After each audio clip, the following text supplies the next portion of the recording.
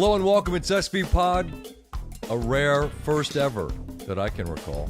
Saturday night special where the big man is here at my side. Howdy. How are you? Probably like you. Yeah, I'm shot. Okay. We need like a cooler right here. Some suds? Oh, be here all night. All right. I mean, should have told me. Fucking Lane has. Yeah. Hope everyone had a fantastic Thanksgiving. We've had football going around the clock. Just moments ago, in the immortal word of Mortimer Duke, I think. It was the Dukes. It was the Dukes. SMU misses a field goal at the gun at Berkeley, and for the second consecutive week, Cal figures prominently in the open of our show. Yeah. Last week, you might recall, the big man told all of them to suck it. It was a spirited and very sincere invitation to all those folks from Berkeley. And Cal, after moving on from Coach Wilcox, they knock off SMU, which means the ACC championship game is Duke, Virginia. Yeah. We'll get to that. Okay. Shout out to Tony Elliott. Yeah. Hell yeah. That dude was going to get run.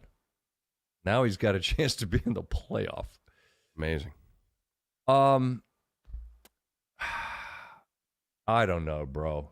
There's so much stuff. We're still waiting for Lane, although tea leaves certainly seem to indicate Planes. the PJs, the Baton Rouge Air Force apparently has been scrambled. There's multiple. I mean, you got to bring an entourage down to Red Stick. Got to get the BR Air Force. One of our buddies' birds could be involved for all I know. But he still wants to coach. You know, let's just start right there with that. Yeah. That's the story of the moment. Mm-hmm. We'll get to the games. God love you, Auburn. Oh. If ever a game was a microcosm of a season, the Iron Bowl was. Driving for what certainly would have been a go for two if you score scenario. And the whole college football world's waiting with bated breath to see what happens. Does the interim coach Durkin do that? I think 1,000% they would have. Mm-hmm. Didn't get to that. They fumble.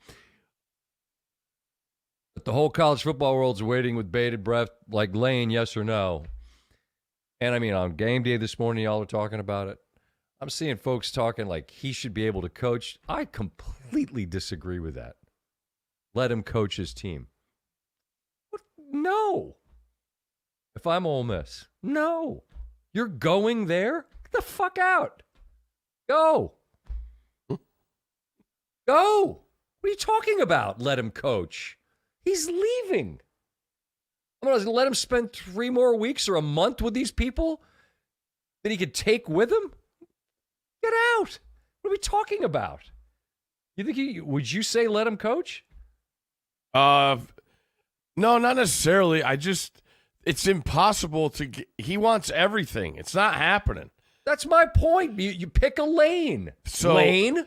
But, Pick a lane. Yeah, we'll be right back. The players obviously want him to coach. Of course. You know?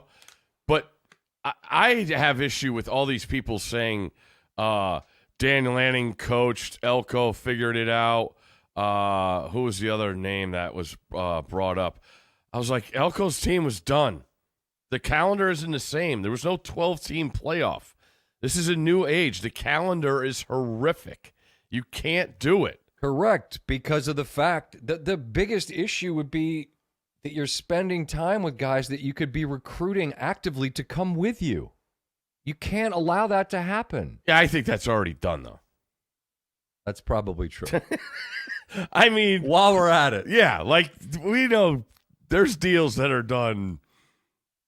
sooner than later. Let's just say That's you fair. know That's fair. You know, That's so I like that whole thing. Like I don't get. It's just he wants it all. It's not going to happen. So that's why that's what I read into the announcement about having an announcement after the Egg Bowl. Yeah. Before last week. So, yeah, it's a freaking fiasco, and a lot of people are affected by it. I was really impressed with how they played. I was too. Friday. I mean, there were ebbs and flows and momentum swings, and they handled everything. They were buttoned up. What did they end up scoring? 38? 38. Yeah. So I don't know. I mean, yeah, it feels like he's going to LSU. He wants to coach. They don't want him to coach. They got to get moving. And my biggest question, I've asked, Thamel's sick of me, but it's like, all right, the Lane Kiffin domino effect, right? All right, if he goes to LSU, what does Florida do? What does Auburn do? Arkansas is still out there. I'm like, how about Ole Miss? What is that poor guy going to do? They're in the playoffs. They need a coach. So it's so brutal. The calendar is. I thought Saban nailed it. He said it for months. He's like, you can't do everything, and it's brutal. What fixes it? Calendar.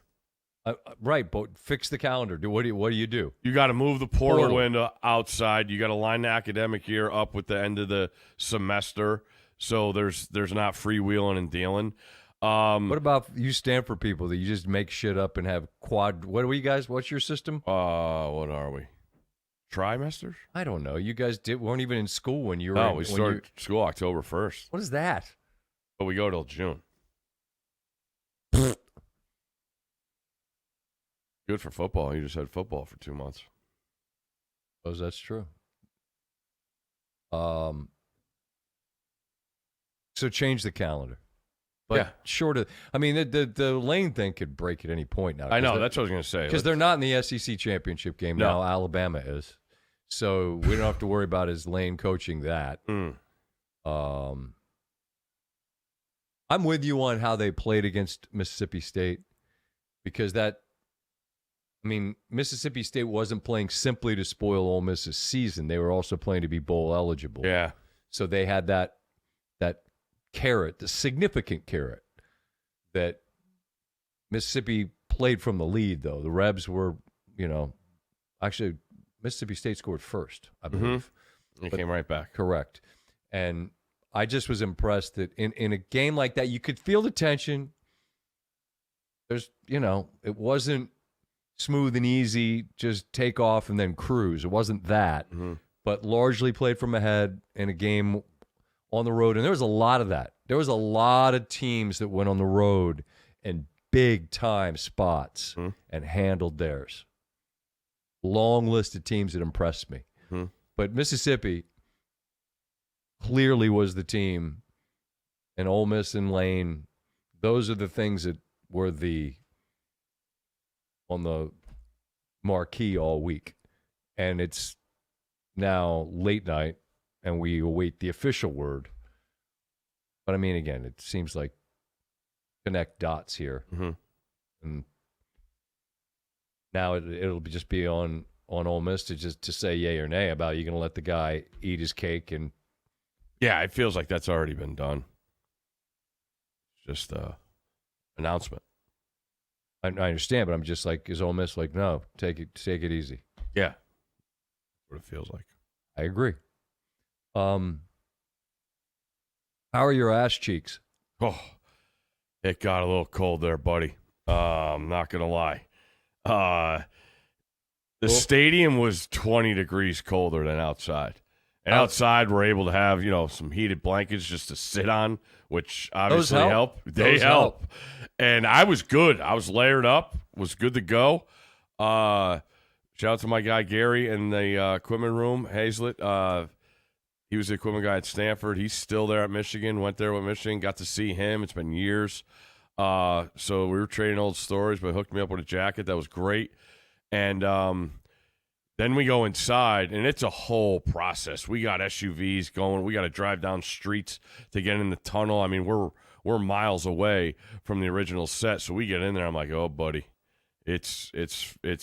I have a talk back to Pat and Herbie, and one by one, I'm just going in there. I'm like, look how freaking cold Saban is. He was freezing, because we're on the shaded side.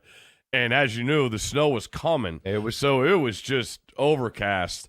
There was nowhere to go. So Reese and I had some time to watch the game. We wanted to stay. It was awesome. The atmosphere was incredible.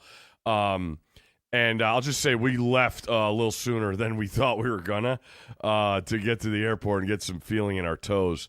But as far as the game, which we need to get to, and your butt cheeks. Yeah, we're there. We're good. We're all back. We're thawed out. Okay. Just concerned about him. But it's gone like past hatred, I feel, because there's zero respect for either side with Michigan and Ohio State. The shit that is said, the amount of Ohio State people that still show up to Ann Arbor. A lot of red. Yeah, I mean, and impressed me. And they're not quiet. No. You know? So it had, I mean, you go in, I mean, we come right down the tunnel that Michigan and Ohio State come out of. There's one tunnel in. It's awesome. And you just, but it's still got this old school feel, you know, like that stadium is like split it down the half from the middle of the goalpost to the other middle of the goalpost. It's identical. The press boxes are the same. It's unbelievable. You how like it? Pristine it is. No, it's kind of quiet. But the tunnel, we get off the air. The other network has 14 minutes to get the game kicked off, so I've had to use the restroom and try and get some heat. So we are in the tunnel for both teams coming out. And you just hear noises that are primal, amped up. Primal's a great one, but it's like, what? But you don't know who's coming. And I'm like, oh, this is going to be great. And door slams open, hooting and hollering, and here comes Michigan. And they are just foaming at the mouth, saying whatever they want, and they go. And then all of a sudden, the door opens, and you just hear music. And then you just hear click, clack, click, clack, click, clack. Not a peep. Really? Not a peep. Ooh, and I'm looking around. I'm looking around. I'm like, oh, that's awesome. I'm like, the visiting team is second, and that's their approach. And then Michigan gets the ball, big plays. I mean, the place is on tilt because it's like, oh, my God, if they go up 7-0, what's it going to be like? Ohio State buckles down, holds it to 3. 2 plays later, interception, and it's, I mean, an absolute scene. Absolute scene. It's chippy after every single play. Again, Ohio State holds them to 3. And then Ohio State gets the ball back. I'm like, I've said all week, the biggest difference in this Ohio State team is the offensive line. They had to piece it together last year. Now, they had the skill guys all over the place, but they had to hold it together with Band-Aids last year. Not this group. This group's got some attitude, and you saw it. Bo Jackson busts one early. They get a third down rollout. That's big for saying. Right there, they calm the nerves, and they go down and kick the field goal after they get held. I thought that was a huge play. I thought that they scored on second down. So did I. And they reviewed it. I couldn't believe that wasn't a touchdown. And thought then they said he scored on third down. I'm like, nope. Not even close. And it's wild that there is a epidemic of false starts on third and shorts and fourth and shorts. It happens constantly. I was watching it. At that point, I'm still down in the Keys. Big contingent of both fans. A Buckeye fan asked me, so who are you pulling for? I said, you both are insufferable.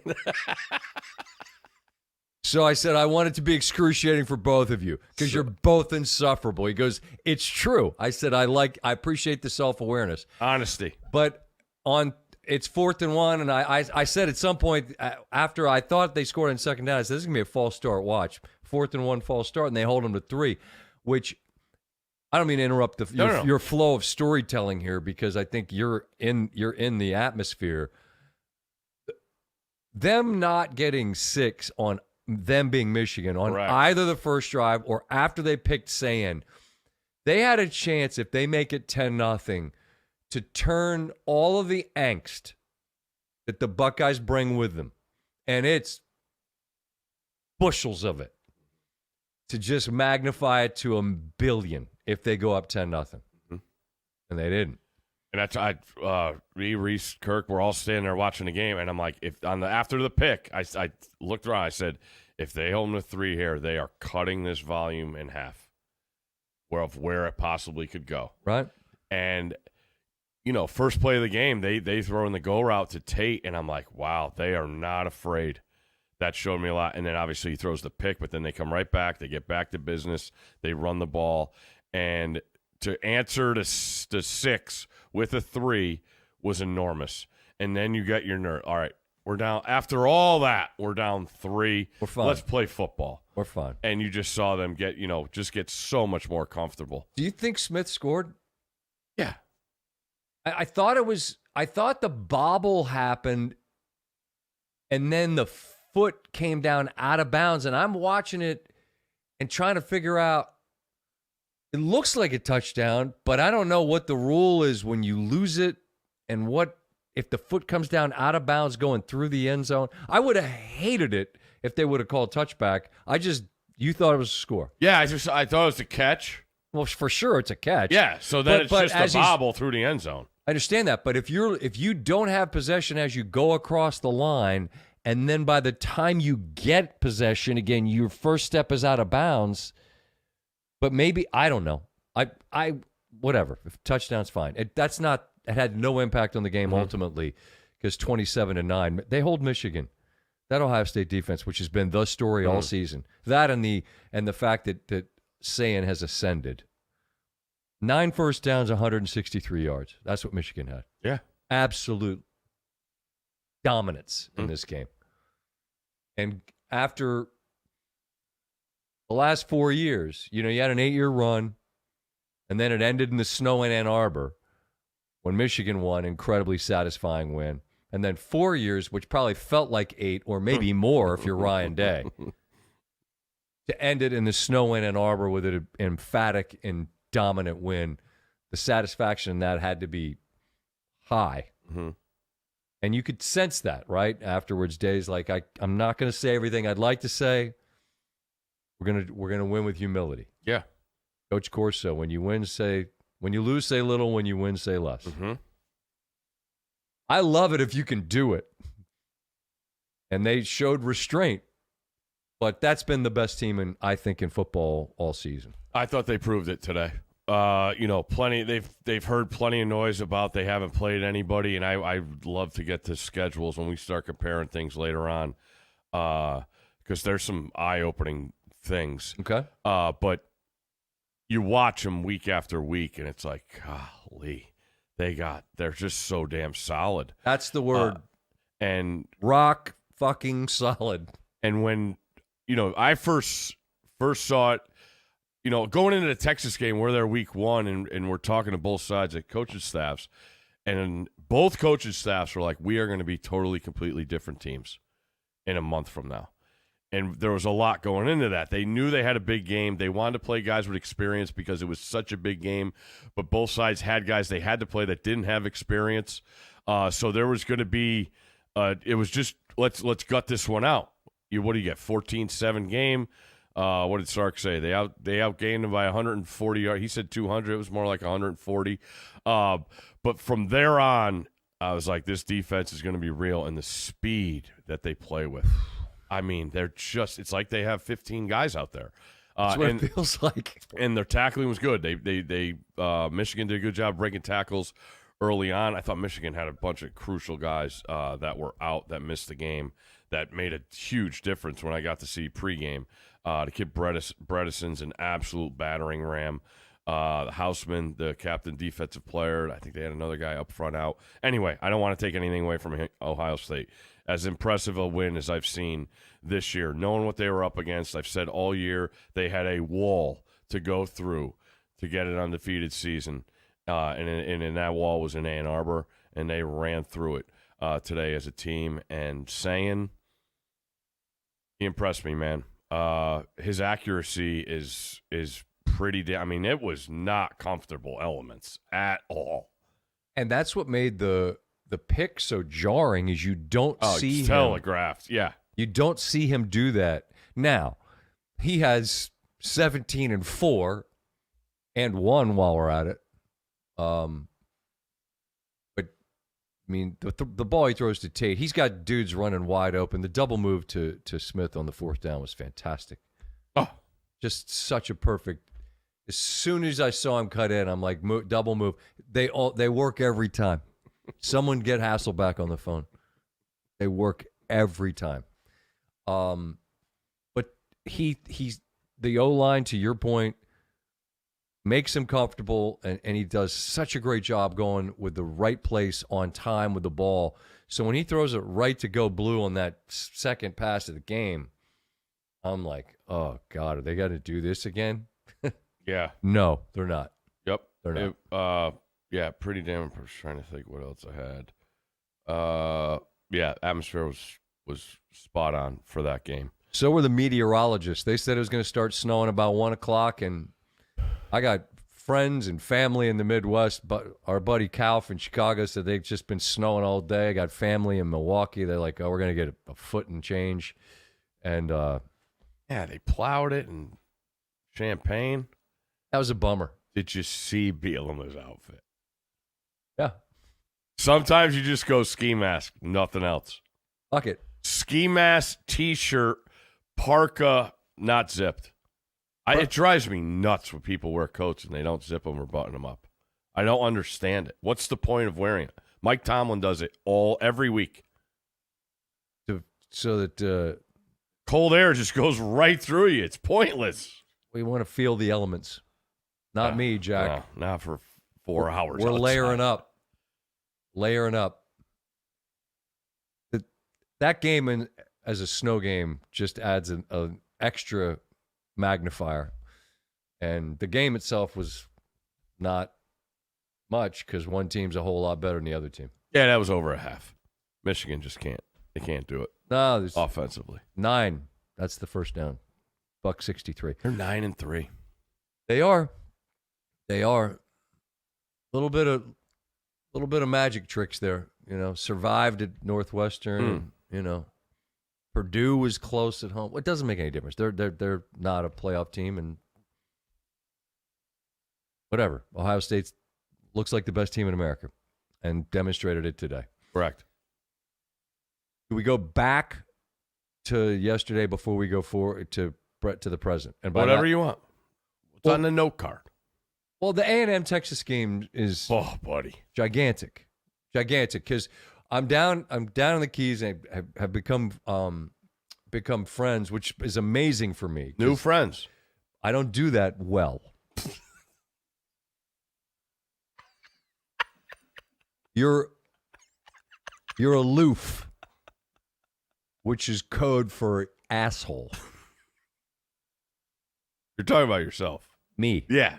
Scott, this is Scott on. We'll go with aloof. That's this good. is Scott on Scott. You're aloof. All right, that's probably fair. Anyway, become friends with a family through the years, and I don't know a lot of Aggies, and from that, I got to know some Aggies when Coach Turgeon and Coach Clark came up from there to here, and I said, man, that place, it's tough to figure y'all out. People say you guys are like a cult. And he said, yeah, we always say from the inside looking out, you can't explain it. And from the outside looking in, you can't understand it. And I said, yeah, that's like a cult. I'm not saying I'm saying it. I'm saying that's the way it gets described. Anyway, I don't know a lot of folks from there. And so I don't judge. I take people as I find them. Mm-hmm. And this guy's couldn't be more normal. Awesome guy. And we talked a bunch yesterday about it's a big one tonight. Like kind of maybe the biggest game you guys have had kind of ever. And it's against the team that looks down their nose at you. And it's in their place. And I'm thinking in my head, this is a lot, you know? Oh, yeah. And they kind of played that way. A&M, I thought, played it their worst game. Their game wasn't clean for them. They had an incredibly bad half against South Carolina, but they had the benefit of playing at home and incredible second half to stay perfect going into this one.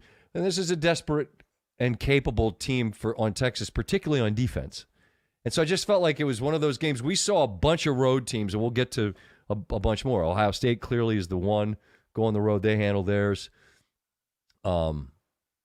Oregon, Alabama, we'll get to those. But here you have a home team in Texas that needs it more than A&M, which is kind of a role reversal of sorts, right? And I just felt like you could feel that. You sensed both sides of it, the desperation on the home team side and an A&M team that just false starts and mistakes. But A&M had the ultimate luxury, the wiggle room of knowing, yeah, if we lose, we're still all right. Mm-hmm. And they are, I think. I can't fathom any reason they wouldn't be. Yeah, but they don't. Oh, They don't like losing that one. They really don't. Oh, I agree. I'm not selling y'all sunshine. It sucks because this is your special season gets ruined by them, and they get to hang that thing about how long has it been since y'all beat us? Yeah, 5,000 some odd days. Now, there's many days of the 5,000 where you just wouldn't play them, but not for nothing. You played them twice in the last 2 years, and you beat them twice. So, yeah, that was the best Austin has sounded on television crowd-wise in my life. That stadium was nuts. DKR had a different gear last night. It really did. I'm with you. I mean, from start to finish. I feel like that's got the Jerry World vibe. It's cocktail party-ish. Everybody's very fabulous. Our outfits and how we all look and the scene. And the butterscotch comes out. All right. Loins low. I've never been there since they redid the. I mean, it looks great, but last night it felt big. It felt like it was electric. Loud acoustics. Ooh, there you go. You know, and I thought the first half was just a total feeling out process. You could see Sark wanted to do certain things, and it didn't look right. I thought A&M had some chances to extend the lead in the first half. They didn't get there, and it turns out, was it 3-3 or 10-3? 10-3. They scored right before the end of the half. In what felt like an A&M drive you've seen all year. You know, they take negative plays. Reed's always keeping plays alive. The big gasp of air when he goes down with the ankle, and you're just sitting there. You're waiting all year for this game, and you're like, this is really going to happen. He bounces back. So, yeah, I thought A&M would be the dictator in the game. I didn't think Texas would be able to block him. I didn't think Cassius Howell was even existent. Didn't even notice him out there for so much of the game. But I give credit to Stark, man. As good as there is, play calling, you see all that stuff they're doing in the first half that's not doing anything, and then boom, run after run with Wisner, pop after pop. Arch makes some huge plays with his feet. I thought the biggest play. I don't know if it was the biggest. I thought the two biggest plays were the touchdown run. But I also felt like when A&M scored to make it 3, you saw him it was one subtle little play where he avoided a rush. Oh, right, 50-yard line. He steps up in the pocket and throws a touch pass. Perfect little floater. Injuries. That looked like a guy. How do I say it? Looked like a guy playing football as opposed to a guy thinking football, which feels like something stupid that we tend to say. But, like, I watch him just have guys wide open, and can't take what they're trying to give you. And I'm like, what are you? Who are you? And then I see that play and I go, that's why people talk about you. You know the exact play I'm talking about. Yeah. McElroy drew it up great. He was just like, this isn't so hard of a play to keep both hands out of the ball, avoid two guys, step up, and touch pass. Those were the two to me. They're like, that's who this dude is. And he's got some juice to him, man. Like, he's got some shit to his game, and you saw it. even before the game when they're doing the walk or whatever, he gave you a little something like this thing's amped up. So it was just awesome to see. And Texas respond. And it's kind of what we wanted to see in numerous times earlier in the year from Texas. And Sark starts his politicking after the game, and I'm like, that feels like the old Mac Brown. There's the old Texas politicking for the job. Disservice to the sport? Was Yeah. was that what it was? Yeah. Was that it? I thought it was no. I thought it was a different word. He was just beat his rival, or the rival's rival, because they don't have a rival. They don't acknowledge No. it? But I promise you they're your rival. Because y'all cared that much. yeah.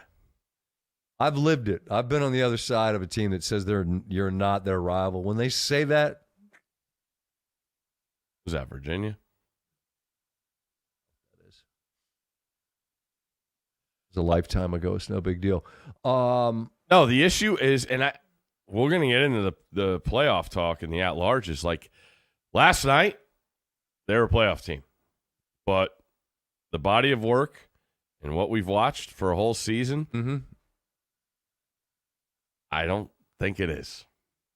Stanford Steve. You? Just after midnight. Well, we're going to have to do some comparative shopping here.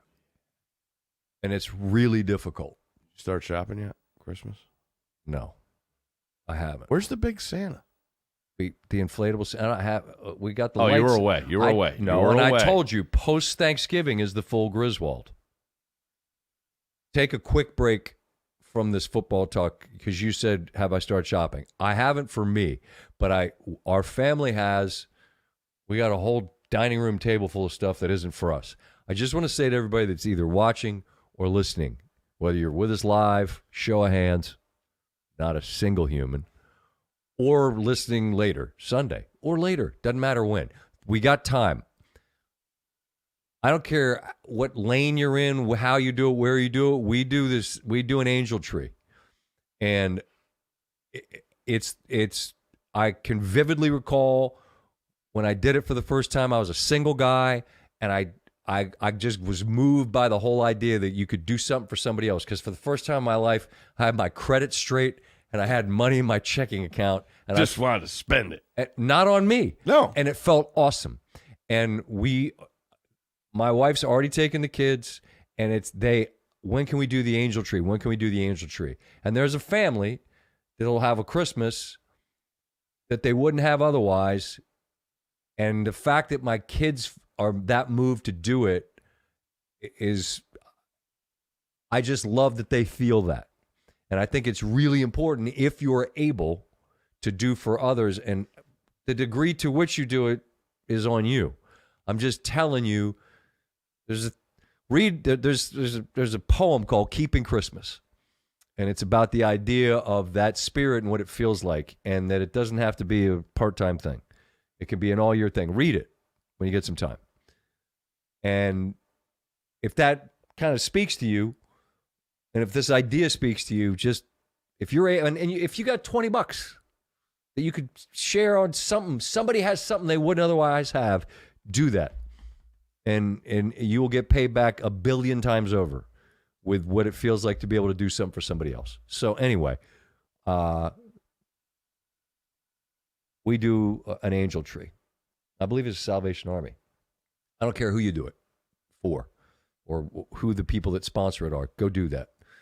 I haven't started shopping for anyone except that, which is most important. And we got that sorted out. But if this is post Thanksgiving and it's about to be December, you got time. But you got to start for the significant folks here. We're gonna have to start accumulating some stuff. My wife, who I'm notoriously hard to shop for because I'm aloof / she's like, I got a bunch of stuff for you. I said, you do? I'm thinking, I ain't got nothing for you yet. Better get that sorted out. What were we talking about? Have I started shopping? I said, Rapping no. Texas. Well, it was about who's going to make it. Yeah. And you say they're not. Body of work. Comparative shopping is what I said. We're going to need to start doing that. Well, I mean, we could jump ahead to what it really is because you know, Ohio State's in. They play Indiana next week, Big Ten championship game, which is awesome. Or is it? Does it mean anything? What? That game. Indiana versus Ohio State? It's an awesome game, but they're both in the playoff. So what? Indiana's never won a Big Ten title. That doesn't mean anything? Well, I think it, I mean, yeah, but there's a thing beyond it that's far more important. Understood, but you're still going to attain goals on your voyage. Who is this guy sitting over here? We're on a voyage. We're attaining goals on our voyage. You're right. Indiana football is 12-0. I'm with you. And they were garbage forever until Signetti showed up. You know what the score in the Oaken bucket game is 2 years that he's been there? Oh. 122-3. Ass destruction. He's probably pissed about the 3, too. That was last year. Yeah. Oh, that was this year. Yeah. That man has zero room in his heart for mercy. None. I'm not saying he's a Grinch. I'm just saying there's no room for mercy in that man's heart. He wants to just destroy people. You know where else he loves? What? Covertown. Yeah, man. I mean, they don't take the foot off the gas. That's like old Billy Tubbs, college basketball teams. Foot on the gas. I will tell you when it's off. And especially against Purdue. I mean, like, they're dead. You don't need to keep doing it. Yeah, we do. That's our bucket. More touchdowns. Yeah, it is. I understand what you're saying, and I can't wait to see the game because I think those two teams have clearly shown you who they've played, who they haven't played. Indiana had 1 week where they needed a drive, and they got it against Penn State. Outside of that, they've bullied people. Ohio State, same deal. They had one close game. It was against Texas in end of August. Other than that, they obliterate people. So, yeah, the game means a lot, but it's not a disqualifier. You know what it feels like is like, you know, if Carolina and Duke met for like an ACC championship game, right? In the ACC tournament in Greensboro. Like, it's a cool game. It feels way bigger than that. Yeah, it's a shitty analogy. It's Indiana. And well, that's the point. It would be like if whoever the worst team in the ACC basketball that's the equivalent of Indiana football could be considered. A team that's never been there ever in their life. I'm trying to think the last time we had undefeated teams play this year. That's a good point. Like we went basically a whole – Texas was not a consensus number one team, I think. The AP put them number one. The number one team never lost. We never saw number one lose this year. Think about how many times in the college football season. So number one went on the road and they got beat. The whole year we went. Yeah, well, and number two didn't lose I was either. Say, neither did number two. And then number three just lost last night. Yeah, there's not a lot of losing that's happened among those folks. Yeah. But, okay, so Ohio State and Indiana are both in. We think A&M's in, right? They're good. Yeah. They're fine. Georgia? Yes. Texas Tech went to Morgantown. Oof. Woodshed. Yikes. This is the end. Nothing easier than optimism in August, right? New coach comes in. It's a new coach who's an old coach in West Virginia. You know, you get our NIL together. This is where, and I'm not picking on you, West Virginia. There's just most teams are sitting here right now going, man, we spent how many million? And what's our record? Yeah, two best players got hurt at Ohio. I know that. It's brutal. No, doesn't matter. You spent the money. Put them on a list. There's plenty of those teams in that column. Way more than there are on the other side that are happy with their investment. And we're about to do it all over again as this cycle spins. There could be some teams out there that move on from coaches you're not even thinking about. Maybe some big ones. I don't know. What are you, Thamel? I don't know. I hear things. All right. Hashtag sources. What the hell was I talking about? Okay. Texas Tech's in. So that's 4. Oregon. In. Ole Miss. In. Oklahoma. In by the skin of their teeth. Man, buddy. you guys, your defense is awesome, but I don't know, man. You guys, and all you OU fans, you don't have to apologize to anybody for anything. I just think if you're going to bank on people being buck-ass naked in the middle of the secondary for 80-yard touchdowns, like you got it's 3-0 last week for most of the first half against Missouri, and you're down under 5 minutes to go against LSU, and you moved it a bunch today against a good defense relative to what you normally do, but you're going to keep banking on those big plays. I don't know how many big plays you're going to get in the playoff, but I assume they're in. Yeah, I don't think their fans give a shit. Why? And they shouldn't. You know? Why would you? Although they did still lose to Texas. Shout out to Miami, Oklahoma. So they're in.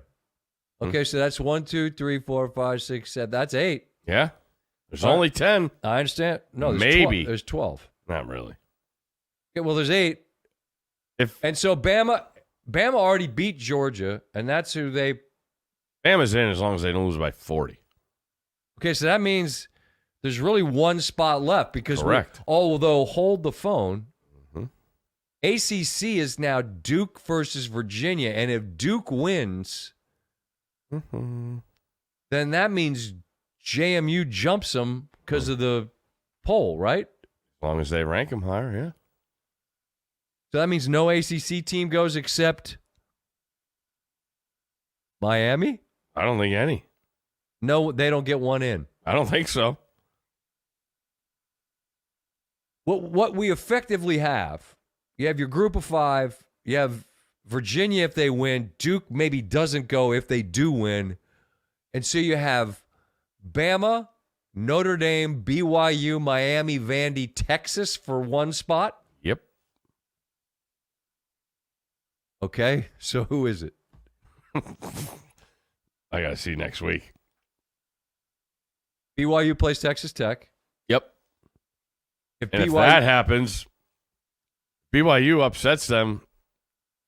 And get out. Then that's it. Texas Tech, BYU, and everyone else is fucked? Yeah. BYU's got to get in. You're not dropping Texas Tech. Including Notre Dame? Well, if Bama were to run the table, which I said last week, if a Notre Dame scenario is scary if BYU beat Tech and Alabama wins the SEC. Because you're not dropping Oklahoma behind Alabama. Beat them. Oh, so head-to-head matters in that case. Correct. That was my next point. But not always? Mm-hmm. But not always. Did you see what USC did today? They limped past UCLA. See what Pitt looked like today? Miami gave it to them. Like that, Notre Dame's that close and I have a one-ranked win. Yeah, but they're Notre Dame. Yeah. Close losses. I don't buy they're a different team now argument. I'm sorry. I can't do it anymore. They're a different team now. You went to Pitt and smashed them. Miami just went to Pitt and smashed them. Who else you want to throw? Stanford? Do whatever you want there. You both beat the brakes off them. The head-to-head thing has to matter, especially when the other team's not. USC, are they really going to move ahead of 17? I agree. 17-14 win. When I see folks turning it into, they lost to SMU, who has bad losses, and we're doing this transitive. The transitive thing is needed when we don't have a data point that is me and you fighting. And I beat you. We don't have to wonder. Now, it was early, and it was at Miami, and it was a very narrow margin. All those things are true. But I guess Vandy just has a year where they're like, man, we had a hell of a year. Oof. And we lost by 3 at Texas and had the ball bouncing around on the ground and in the rain and couldn't recover it for an onside. And we lost a close one, bad beat at Bama. Those are our 2 losses. That's a good football team, man. How about Pavia's day? On the field or off? What happened off the field? Family member took a ride in the back of a car. Oh.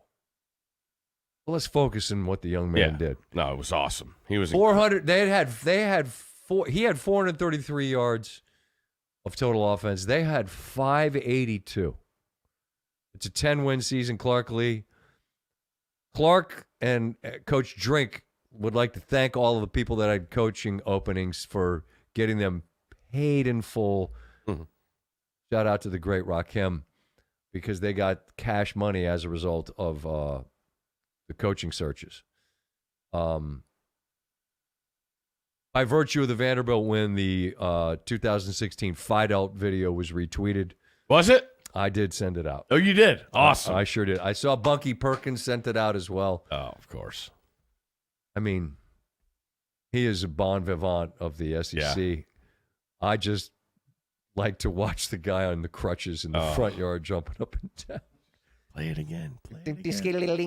I can't do this to Jack. He's had a bad enough day. He guaranteed victory, by the way, in this game. Weeks ago. Guaranteed it. I think he doubled down. I hope that. not. I hope not. It just doesn't feel right, like watching the end of that game. And you're immune to it when you're at the game, but watching the game on TV, I was locked in for the second half, tie game, blah blah blah. Vanderbilt gave you a dose to your numbers you just pointed out, and they're showing Pavia and Clark Lee hugging, and all you hear is freaking Rocky Top in the background. I'm like, you just got piss pounded in the second half. Can you not play your song for 1 30-second increment? It's so nauseating. Like, when you're rocking and rolling, awesome. When you're winning games. How are they feeling? Do they want to fire everybody? They lost 4 times. Look at their wins. Yeah. And look at their losses and where their losses occurred. In their building. 3. Uno, dos, 3 times. They don't have a good win. And they had a good SEC schedule to play. Well, let's just focus on the positive, and let's say Vanderbilt just had the best season they've ever had. Yeah. I'm older than you. My entire life, Vanderbilt was a punchline. Yeah. The worst team there was. Indiana's right there with them. But Vanderbilt was a different level. Different level. And they've got 10 wins. And Pavia was awesome. He should be in New York. I'm giving you a Heisman vote right now. I'm giving you something more prestigious than a Heisman vote. I'm giving you you are the official voter, singular, of SVPod, and you could announce your winner of the SVPod trophy. Who would it be? Would it be Pavia? Or would it be Mendoza or someone else? I say Jeremiah Love. Hard to argue with his season. It's not a legacy award. Baffling to me. What Pavia has done for that school in this window is no one in college right now has done. But that's not what the Heisman is. Does that make sense?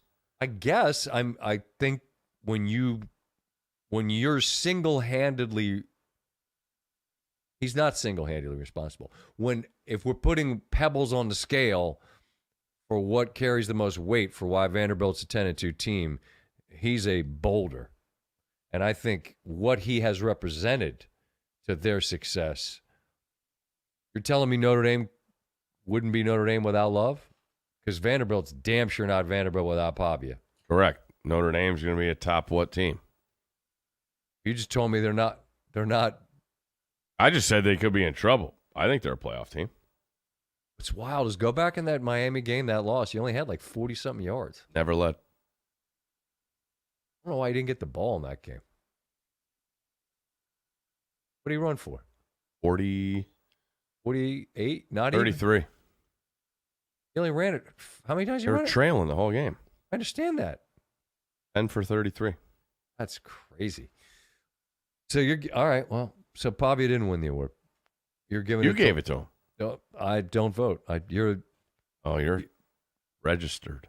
I'm really not. I'm really not. But what we're really going to come down to is a week of politicking for all these people and who gets the spot. Yeah, have fun. And Texas's issue, they're gonna blame. Well, if we just didn't play Ohio State, we'd be fine. We would have beaten some directional school week 1, like some of these other schools, we'd be fine. That's what they say. Or if you didn't go to the swamp and lose that game. And yeah. Florida didn't have a great year. This just in. Won today, though. I said to wifey, I was like, so that's a good year, right? She goes, I wouldn't say that. I was like, so it's a good day. She said, I would say that. All right. Good day. Might be some news on that coaching front in the morning, maybe. Speaking of, I'm listening. Marty Smith is alive and tweeting. News. Ole Miss sources tell me Lane Kiffin will hold a 9 a.m. team meeting Sunday morning and have an announcement regarding his future afterwards. An announcement about another announcement again. And after he gets done praying, yoga. And then we'll have the clarity. I'm just squinting. I assume he's going. Yeah, I don't think those planes can stop that are coming to pick him up tomorrow. They can't stop? I don't think so. The Baton Rouge Air Force? You ain't stopping those engines. A fascinating subplot to this whole thing. Yeah. Does he become all-time villain in the SEC? Tommy Tuberville said, you're going to have to drag me out of here in a pine box, and a week later left. That happened. I love that Reese brought that up on the pod, him and Thamel do. They'll have to drag me out of here in a pine box, meaning I'll be dead. A week later, he was Auburn's coach. People don't have a frame of reference to understand how completely and totally out of hand and out of pocket the SEC is and has always been. This ain't new. It's just more commas and zeros. None of it's new. And we love it. Sure. It's incredible theater. It's compelling. I just hate it for Ole Miss. They've never been this, ever. Yeah. A good football team, too. Sure they are. And he's done it. He's done a wonderful job with him. But if you're sitting there, and I'll say this, and I mean this, I had a bad analogy earlier. What was my bad analogy? Oh, it was about the ACC championship. Yeah. And Duke. Hold on. That was a fucking terrible analogy. Compared Duke and Carolina basketball to Indiana football. What I was trying to say is it's a game that's really interesting, but ultimately there are games that mean more beyond it, so the outcome doesn't matter.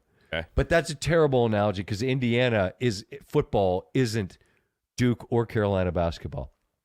This analogy hopefully will suck less than that one. If you're in a relationship with somebody, and we all know people back in the day, and they stay together. Pre-cell phone? I don't think cell phones, yeah. Yeah. Pre-cell phone. Yeah. And they stay together. But then they regret it. And they look at the person. Maybe the guy looks at his wife. Maybe the wife looks at the guy and thinks, I hate that person. The sight of you repulses me. And I wish that one of us would die. You can't stay together for that reason if there's going to be a regret. And if you're him, and in this moment, this special season comes to this place, but you think I'll always wish I were someplace else, and this is an opportunity to go there and ask for literally everything and have them give me that and more, then I understand why you go.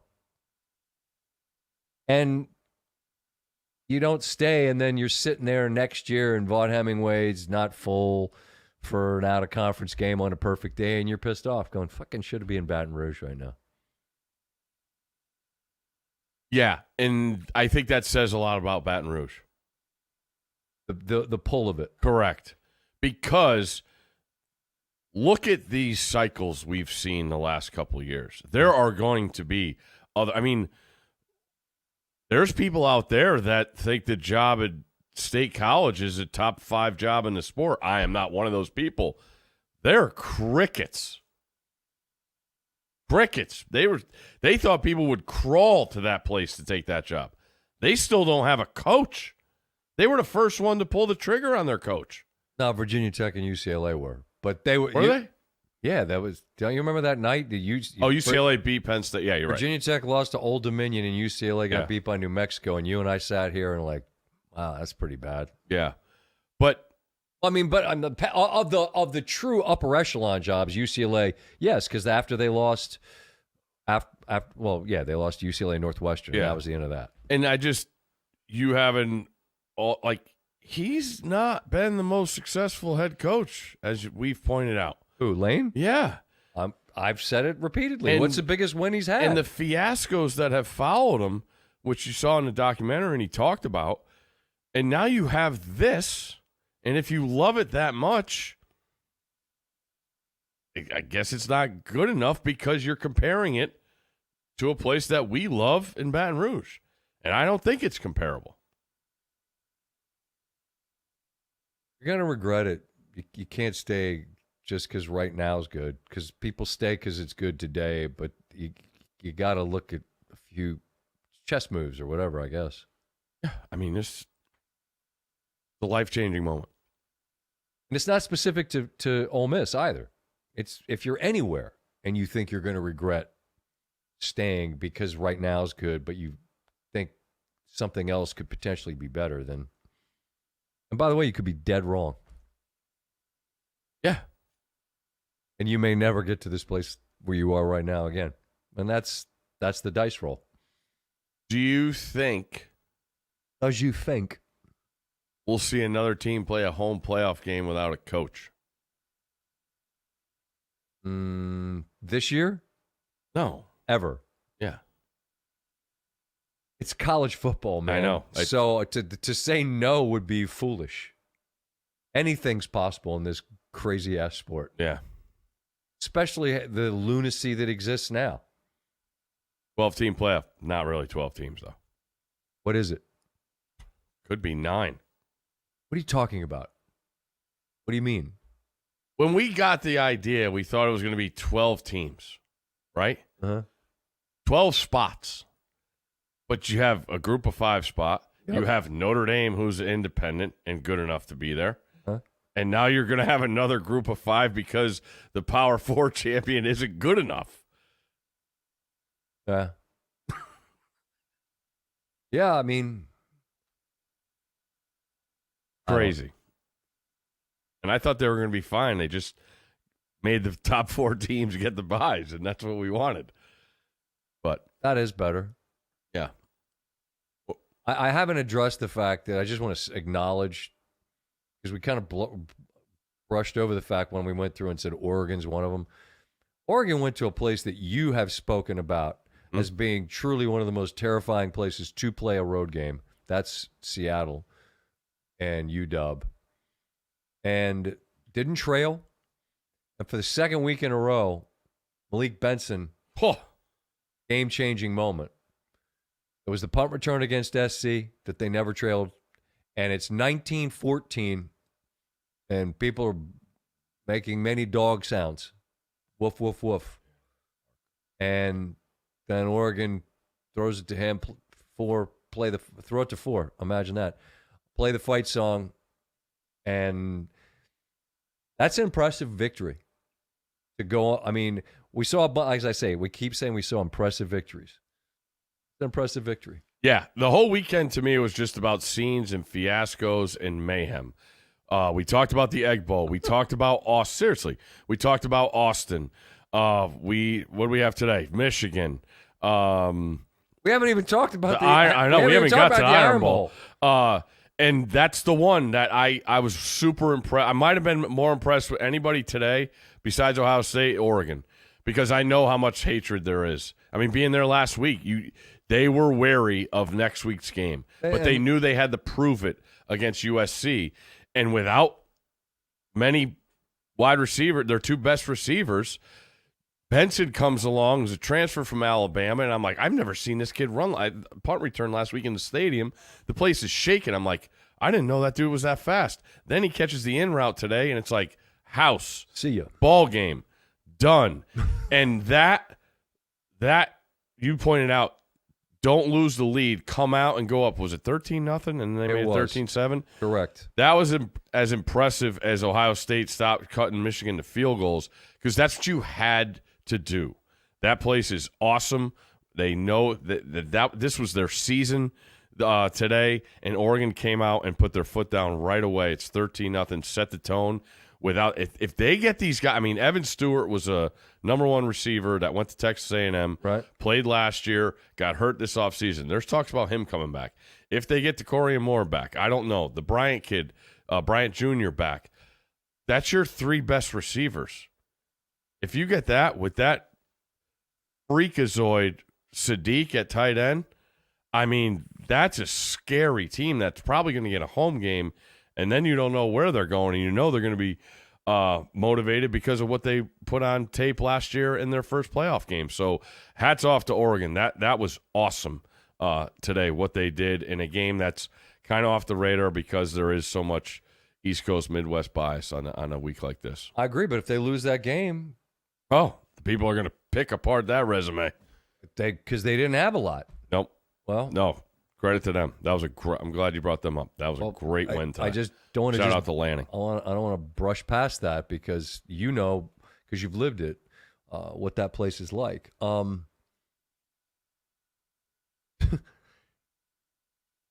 Nick speaks about the Plains and describes it with just like scary, spooky place. I asked him this morning if he was going to the game, and he looked at me like I had 25 heads. As if to say, why would I go to that Why place? would I ever go there? And the way he shakes his head about that place is just awesome. So that was a good chuckle today at about 7 a.m.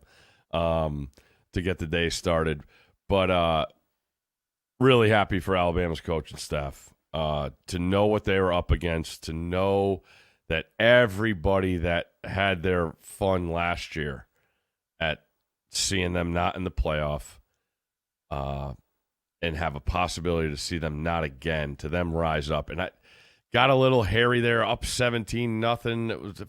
Was that the fake punt and then the punt debacle, and let them back in the game. And you know that place and that team. Well, it's such a cliche to say that the Iron Bowl has a 0% chance of not being completely unhinged and fucked up, but it's feels like it's basically a non-0% chance that something's tends to happen.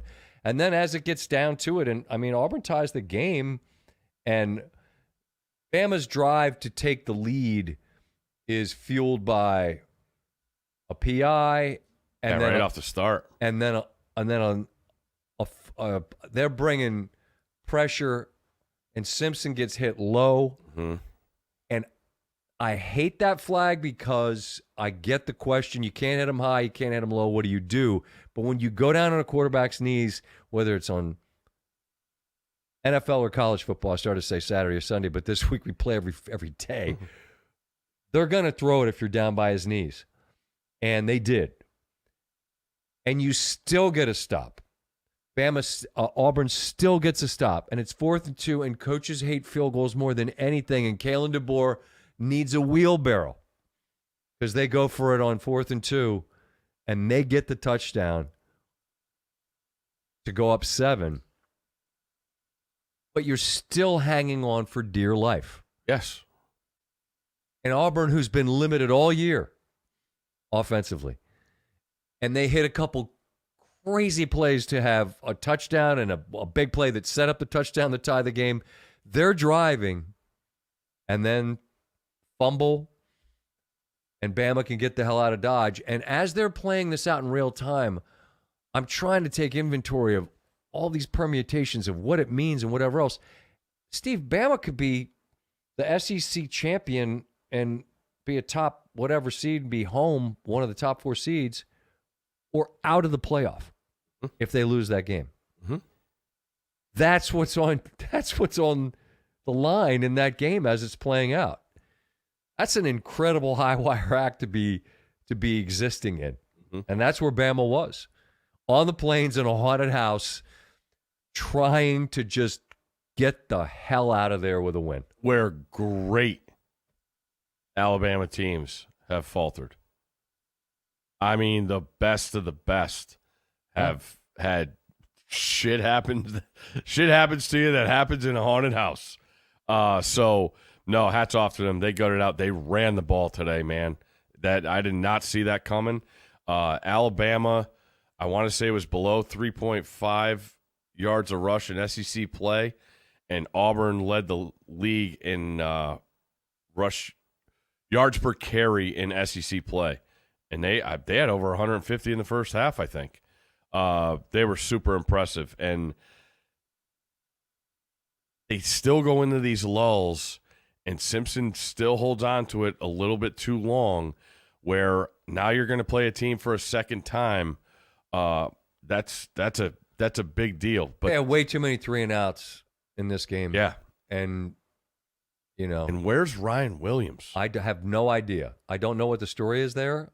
I mean, we didn't get it like the whole game. It's something like the Herbie and Fowler were surprised. There was no mention of it in the coaches' meetings. Yeah, I don't. Is hurt or something else? I mean, he played, but not even a target, it felt like. Yeah, I don't know. What's going on there? I don't know. But I don't know who Auburn's coach will be moving forward. I just know that this season had an incredibly long list of excruciating close calls for that team. Yeah, and we've seen it, and I think we're only going to see it more. But you start the wrong guy at quarterback, cost him his job. I mean, look at that team. You watched them as much as anybody. Yeah, and I mean, that first game against Baylor, they just ran it. I had Baylor plus the points, and I'm watching this, and afterwards I said, hey, look, good for you, but if you're going to rely on Arnold running the ball exclusively to have any offense, that doesn't seem like a great recipe. And, I mean, ultimately it wasn't. A little similar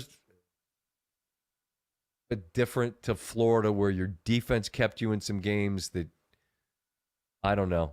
In the end, whether it was the home loss to Georgia and how it happened, the home loss to Missouri and how it happened, the loss to Vanderbilt and how it happened, and then this loss to your, primary rival, and just feeling like we could get bowl eligible, we can ruin their season and add to the lore of the haunted house, and just wasn't to be. So yeah, I've talked to multiple SEC coaches that have played Auburn, and they were like, for what that money was spent on that roster, that's a damn good football team. Right, And but they just missed the most important position. Correct. They didn't miss it. They had it. They just didn't make the right decision. Understood.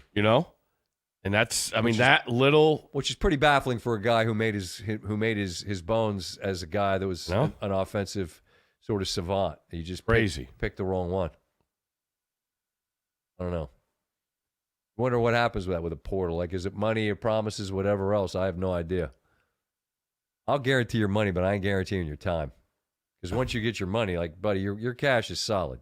I'm not fucking with your money. But if you can't play, like, I can't play you, because that's going to mess with my money. Speaking of bowl eligible, I just want to acknowledge a few teams. Coach Monken's group went down to the Triangle of Toughness. Yeah, they were right there as my super dog, too. Army gets a dub. They lost a lead and came back, too. They led for a ton of that game. They had a weird season, but it's not over. I understand that. That's a hell of Their a game. uniforms for that Army-Navy game are sweet. K-State's season started in Dublin, had a lot of lulls. They get there and get to a bowl game. Want to acknowledge them. Arkansas State. Oh, you see the end of that game? I don't have any idea how they got there. They did. They beat App State, the boys from Boone, by 1. Penn State in this insane season. They survive Sunge. in the birthplace of football in a high-scoring affair against Rutgers. There are more. These were a couple of teams I just took note of, just teams I paid attention to for whatever reason. Go ahead. You're missing your favorite one. Who? Wazoo. No, we didn't miss them. We'll come full circle. Last week, I tipped my cap in the direction of Pullman for the way they battled on the road against, as it turns out, a playoff team in Mississippi, potentially now a playoff team in James Madison, and potentially the playoff representative from the ACC in Virginia. Lost by 1, 2, and 3, 4 points to those teams. And we said, it's not personal. As someone pointed out, the way I said I'm not anti-Beaver, I'm pro-Cougar. And people said, what are you saying, man, pal? You did say that. It was no, I wasn't saying Just sports. I wasn't saying it with a wink. I was not being Beavis and Butthead. Cougar. Pro-Cougar. Just acknowledge the fact that team traveled all over the freaking planet and got to 6-6 with a win over Oregon State. Salute to you and your squad. That's how you do it. Not a lot of room for a bunch of teams. It's going to be a lot of politicking going on. Yeah. It's going to be a lot to digest. Everyone will have to find their favorite narrative. Oh, boy.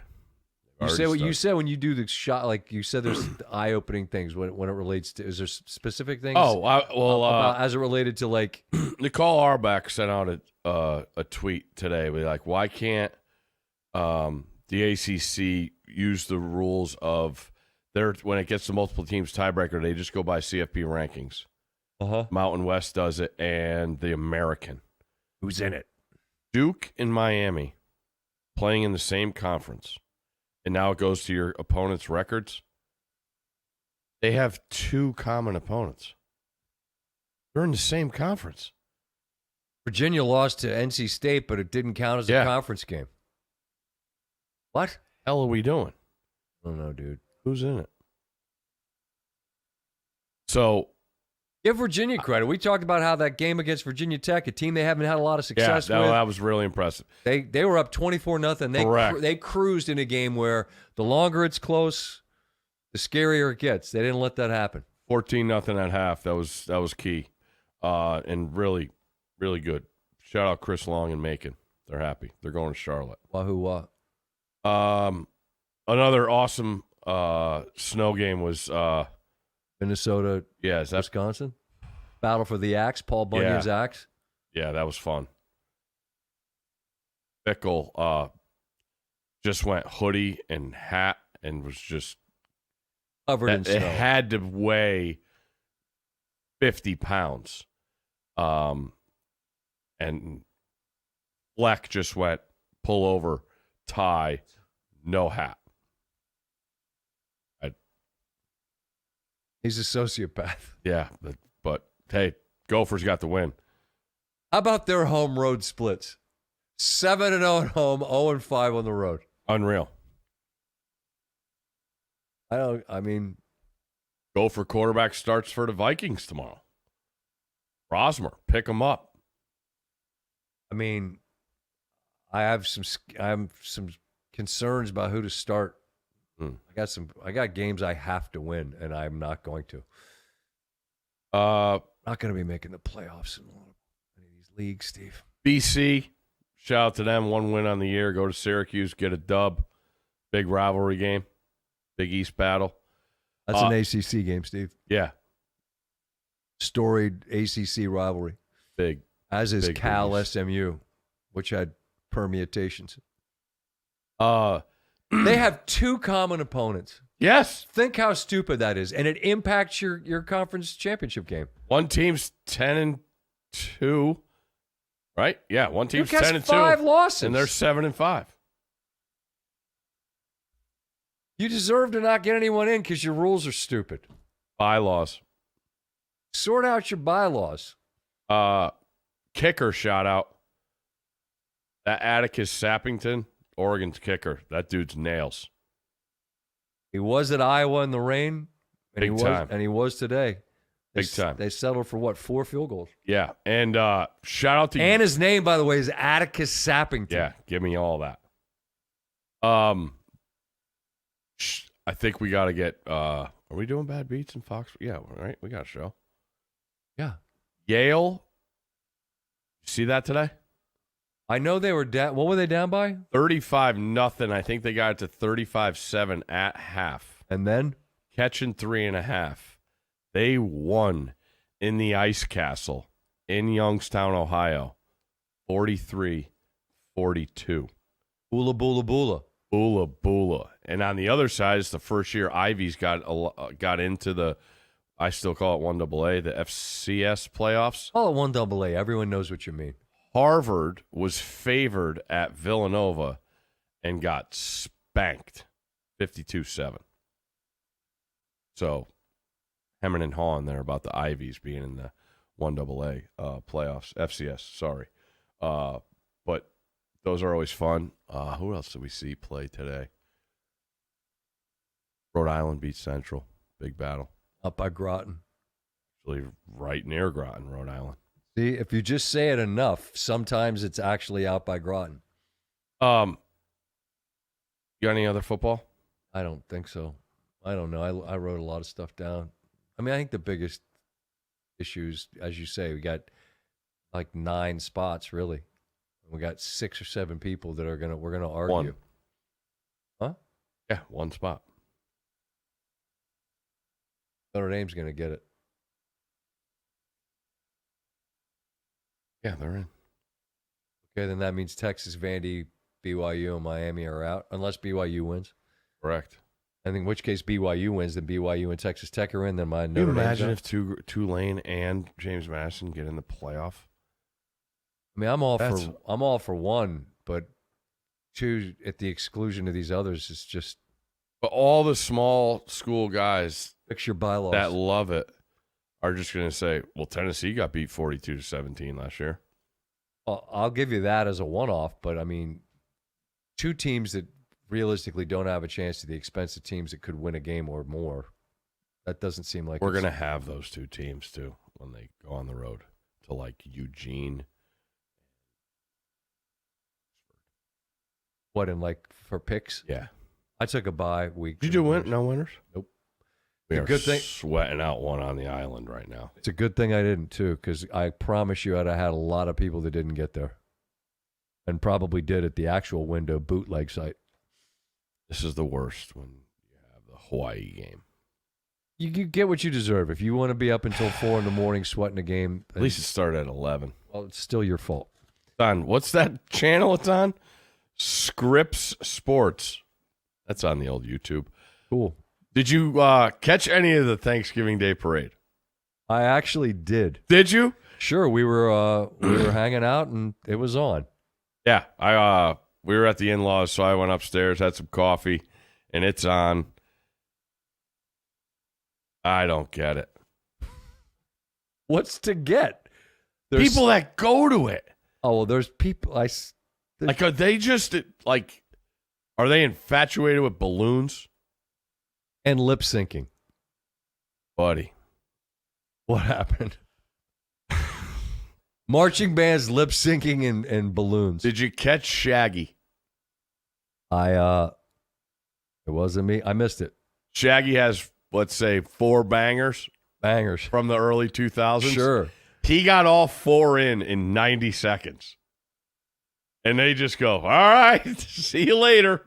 Get that float going. Next, we got the Temple Marching Band. Play the hits. Ba-da-ba-ba-ba-ba. All right, next. I can't believe that many people go to it. But I do want to give a special shout out. Okay, hold on. I didn't have any idea we were going to have special parade shout outs from Steve's to you. Go. Lil Jon. I was amazed to see him there. And he was the halftime at the Ravens game that night.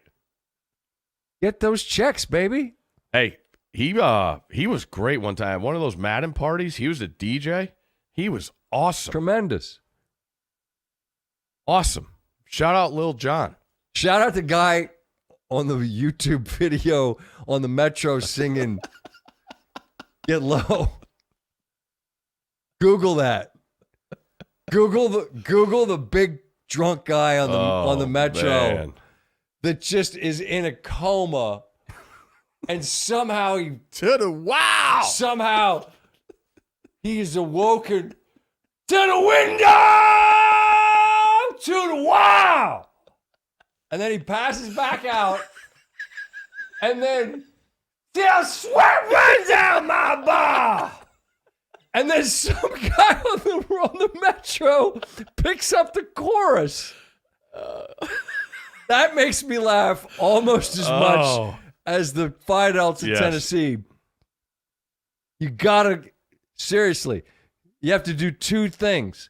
You have to do the angel tree. That's the sweet part of Scott. And then you have to Google the guy singing that song on the Metro because he is spirited. You don't like White Stripes, do you? Because Jack. Oh yeah, I do. I didn't know who he was a couple months ago. What a halftime show! Unreal. I mean, the all-time goated halftime show is clearly Creed. Yeah, and the guy that looked kind of like me floating through the air, but Jack White went bananas. Yeah, he's good. I forgot what. Eminem's out there doing his thing. I was in one of his songs, no big deal. And then who was Dallas? Dallas had Post Malone. Yeah, Posty. I don't know when this became a thing that we were gonna up the ante of halftime shows. Did you move Thanksgiving Day? See, we eat late. So I'm out doing like beach stuff all day, and then cooking's happening. Oh, and then we eat. Isn't that less time for leftovers, though? I mean, I did maybe hoard a little bit of the dressing for Friday just to make sure I was going to get that flavor in that second plate. We needed a second dish of the dressing because it was popular. It was popular. It's stuffing, right? Stuffing, dressing. Yeah. You can call it the same thing. I just don't call it stuffing because we don't put it inside of an animal's dead body. Oh, you get it. And then eat it. Moist. Hey, let's pull the slop out of the animal's inside.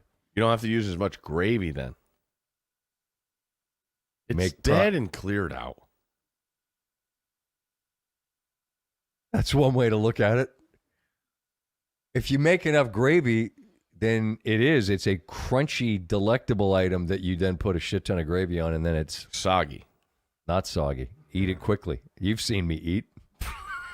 You think it's got time to get soggy with me sitting there? Hell no, it doesn't. No, we ate. Oh, I love eating early because then, that halftime, a Cowboys game, snowflake roll, get the pan out, do the gravy again, throw the turkey in there with the stuffing. Plate number 2 of the day, maybe 3. 2 little snowflake sandwiches, sliders. They're the best. Chiefs are done, aren't they? No, not done. Jaden Daniels going to play again this year. Joe Burrow did. How awesome was it? I loved it. How awesome was it? He wasn't great. He He was great on a few throws. Yeah. But you know what they did when he wasn't great in the red zone? No. They kick field goals. They kick 4 of them. You know how many points that is? A dozen. Yeah. They got a lead. You know, you put pressure on the other team. No, if you kick field goals, you're stupid. Just ask all the smart people. They know. How about your Bears? Okay, so shout out to you know what? I've made several friends down there. Shout out to my Chicago friend. Shout out to Wally. What's up? Old Schultze and Wally. Before the Philly game, he said, "Are they fool's gold?" I said, "Yeah." Come on, look at they turn people over. Their defense stinks, but they get all these turnovers. You can't keep doing that. And look who you beat. Come on. Well, now you go to Philly and you bully them and run it on them like that. I'm done doubting them. They're going to the playoffs? Hell yeah, they are. Yeah. That's a playoff team. I don't know what to do because I'm stuck in this place where I'm convinced Baltimore, Kansas City, Detroit, those are good teams that are playoff teams. It might not be. You guys keep messing about. The old tournament's going to start, and we're going to have teams in there going, how the hell they get in? So I don't know what to do with some of these teams that I'm convinced are good that are not on the right side of the ledger at the moment. Green Bay, Detroit was high level. That was a great football game. I agree, and I loved the way Green Bay, I mean, they didn't blink, and they beat Campbell at his own game, went for the fourth down and got it. I mean, that's the only difference in the game. Their fourth down play worked. Things like a drug. What? Because now Green Bay is going to be like Detroit. You think? Yep. That's what it turns into. I got to decide what I think, because every time this comes up, I do the blackjack analogy, say you just got to do the same thing every time, because you can't just get a bad feeling and then not do it. But at some point, passing on points over and over and over again, I mean, it's clearly backfired this year in a number of occasions to that team. And so, again, I know I'm dumb because I think kicking field goals sometimes is actually not the worst thing you could do. Cincinnati did how many times, Steve? 4 times. 4 field goals. Oh, they got 12 Then points. I actually think they kicked 5, right? Wasn't it 15? I don't know. McPherson had a lot of points, though.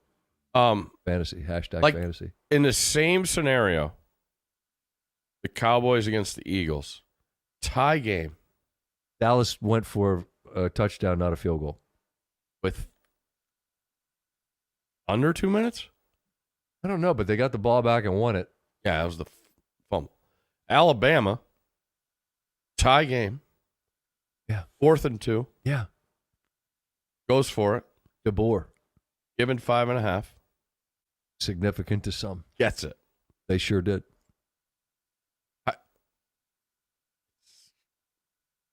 As a viewer, I am getting used to just like, well, wow, they're punting. Like Elko punted last night, and I thought it was the right move. And he ended up getting this defense got to stop. He got the ball back. They went down and scored. 3-point game. This is how prolific it's gotten. Sitting there with my mom. Ooh. My mom is my mom is a great sports fan. Has paid attention her whole life. Grew up with a dad that was from Brooklyn who actually liked the Yankees. Grew up in D.C. When the Yonkels would come to town, Scottino, you got to make your fouls. That one. He'd take my mom and my aunt to double headers. As a dad with kids, I'm trying to imagine making children sit in the heat for 2 baseball games, and I would rather die. How he did it, I don't know. How they did it, I don't know. My point is my mom, since she's a kid, has been a monster sports fan. She's sitting with me, and she goes, Scotty, when did every coach decide they just want to go for every 4th down? There you go. And I said, Mom, it's a relatively newish kind of a thing. She goes, well, I don't get it. She goes, what's wrong with the field goal? And I said, Get her on the pod. she's been asleep for many hours. But she would try to, she'd probably have a hard time figuring out where to find it, but she'd be happy to consume it. Yeah. But no, she's baffled on what that is. And I don't really have a good way to explain it. I said, well, it's sort of analytics. And I said, yeah, there's a point to be made for why it's beneficial. And they kept not getting it. And then she'd be like, see, they should have done that. And I said, well, from your lips to God's ears, Mom. But I can tell you what, they're going to keep going for it. And they sure do. Not Cincinnati, though. If they just won one of the games that they managed to screw up. They're in the same spot they were last year. It's completely different path. But here they are, just going, God, if we just jump on the band. Get out. If Baltimore's the team I can't quit. You know Lamar Jackson doesn't have a touchdown in three straight games? He was terrible the other night. Agreed. Not good. And he owned it after. He owned it afterwards. He's like, I got to be better. And they're like, yeah, you do.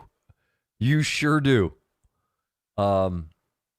That's a tough one. I don't know. And I said last week, after the bye, they're fine. And then they were winning games like they're winning, but I don't think they're fine. And they showed the other day they're not. All right, we've been talking forever. No one cares. There's not a single human listening. Is there anything else you want to talk about? We're live still. I know. Jack, what are there, 4 people? Some guy down at Arbor that had 19, a handle of tipsy Welshmen is just passed out going, who we going to hire? Call Urban. Get Saban on the phone. I read some Arkansas guy that said that for anyone that's interested, there's a complete disaster of like a Board of Regents meeting going on. It's like, I have a source on the inside. I just love picturing that whole scene. Everybody's looking for their guy. Maybe we start getting a little clarity here tomorrow morning. There'll be a meeting and then an announcement. Yeah. Allegedly. The Bayou Air Force has scrambled. Keep looking at your phone. You get sources? Yeah, nothing. Tweets? Sounds like that was it after the meeting. Okay.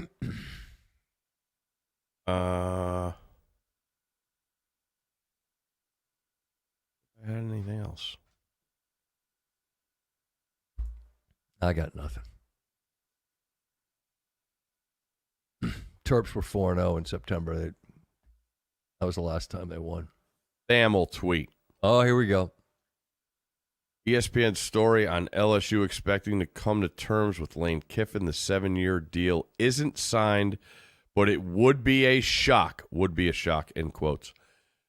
2 sources if he did it sometime early Sunday.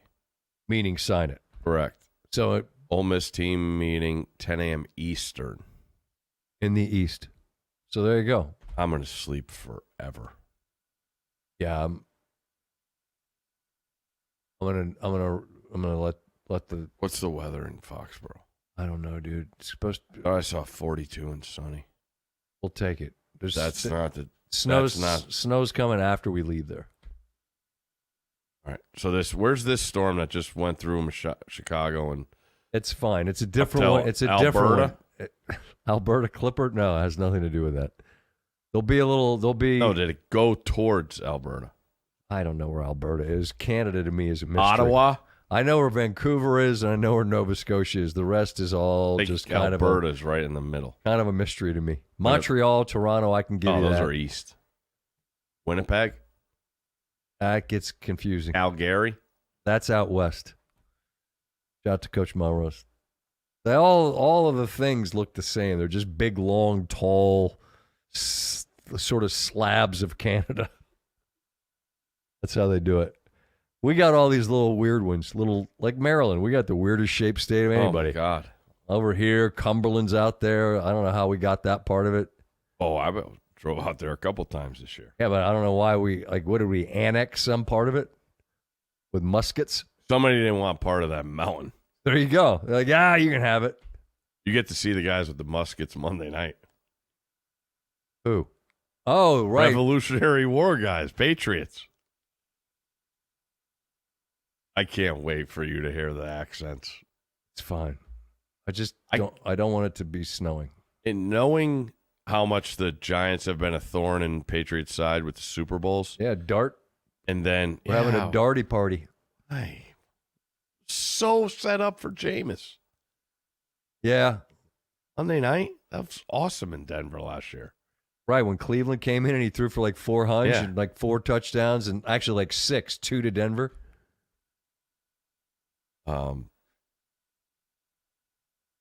Yeah, but I can't ever remember the Giants going to New England. Like Brady had the game before the Super Bowl where he set the record with Moss in the Meadowlands, Patriots, right? Buffalo. Oh no, that's the Jet game. Different feels thing. like the Patriots have played at the Giants and not the Giants at the Patriots. Well, they're there Monday, and so are we. Can't wait. What time are we leaving? 9 a.m.? I don't think we have any skits this week. Cool. You're not singing? I passed on that. Okay. We got a song? I don't know. I mean, if there's some artist that I'm happy to do, whoever. Get Lil Jon. Google the guy on the Metro YouTube it. right now. I keep saying Google. Yeah. You know what You're not Signetti. They know what they mean.